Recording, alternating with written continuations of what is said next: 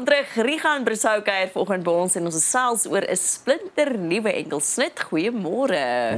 Môre julle. Lekker om hier so te wees by julle. Dit is so lekker om jou weer op ons geel bank te hê. Ek wil voor ons by die musiek begin, eers begin by die boerdery. Jy het onlangs op Instagram gesê baie gereën, jy het bietjie genip, maar toe eerste lammetjie is hier. Ja, van daai tyd af het ons darm, jy weet, al 'n paar lammers bygekry. So ons is in die lamseisoen nou so ja, dit het baie gereën. En skaapboere sal jy mag nie kla ooit oor reën nie. Jy wil ook nie kla daaroor nie, maar as jy met skape boer, ek dink dit was so omtrent so 11 dae wat hulle in die reën moet operate en ja, skape handle dit oor die algemeen nie goed nie, maar hulle is okay en hulle is besig om te lam. So ons sê dankie vir genade. Ja. Dis goeie nuus. Yes. Fantastiese nuus. Ja. Nou van die lamme na jou banjo. Nou moet ek net gepraat oor hierdie banjo situasie, want jy het ook gesê een van jou gunsteling instrumente, hoe dan nou hoe?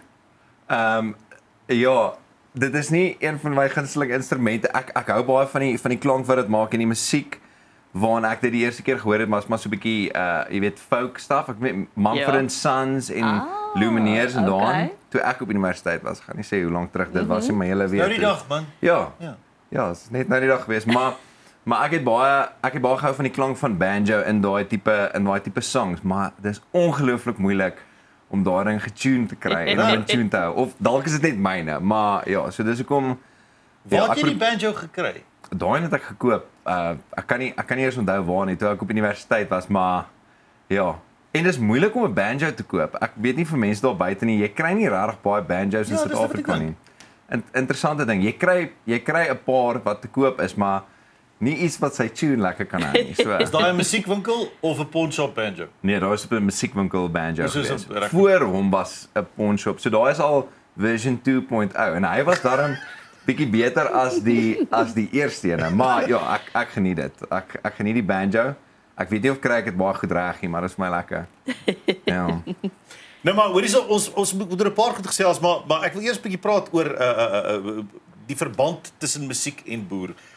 Jy het op 'n stadium gesê boer en musiek het 'n verband met mekaar. Ja. En dis is eintlik maar op 'n manier dieselfde ding eintlik as jy mooi daarna kyk. Ja, ek dink daar's baie plekke waar die twee by mekaar dalk bietjie kan leer, waar jy dieselfde lesse wat jy by die een moet toepas en leer vir die ander een kan gebruik.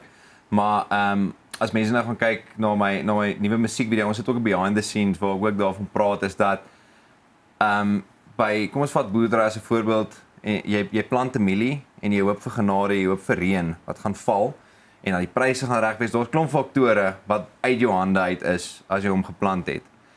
Dis dieselfde met die musiek. Jy het 'n idee of 'n gevoel en jy produseer hom, jy maak dit soos jou plantseisoen is weer besig om hom op te neem en om alles reg te kry, musiekvideo's te maak en dan laat jy hom gaan en dan As jy brood op die water. Ja, dan kyk jy of mense hom aanvaar of nie. Dis maar basies soos die reën wat val, jy weet. So dis waar die twee vir my baie dieselfde is.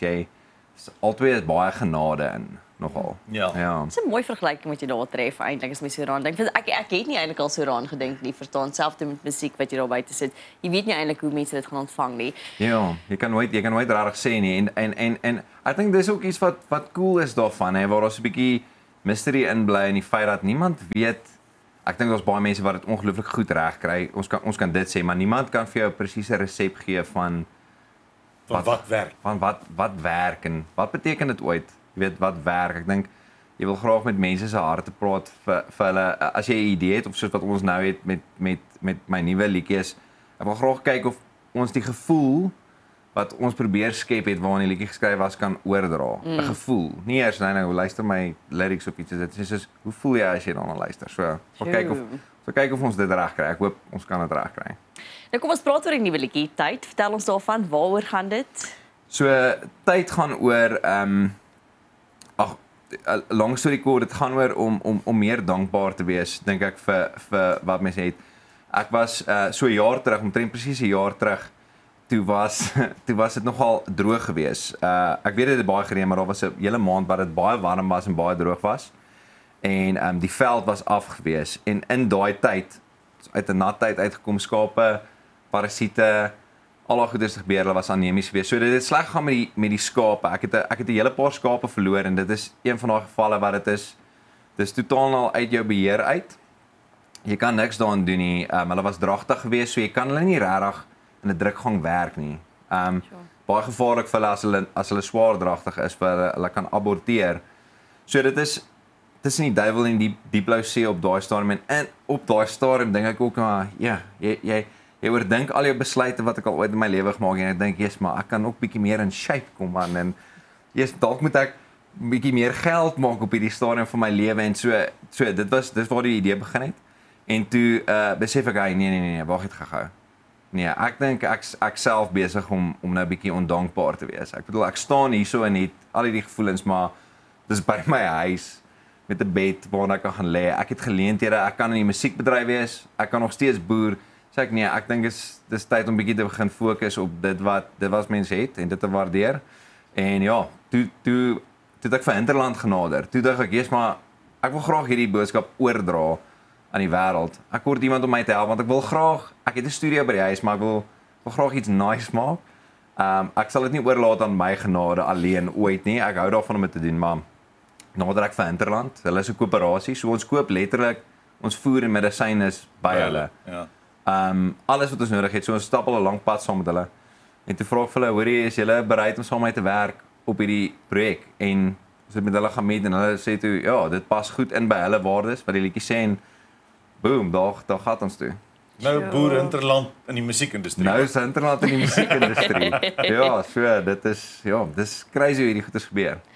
En ek dink dis so 'n mooi boodskap wat jy vanoggend vir ons almal gebring het van tyd en net dankbaarheid want ek dink ons mis die klein goedjies partykeer waarvoor ons kan dankbaar wees. Die alledaagse kyk ons heeltemal verby en so negatief.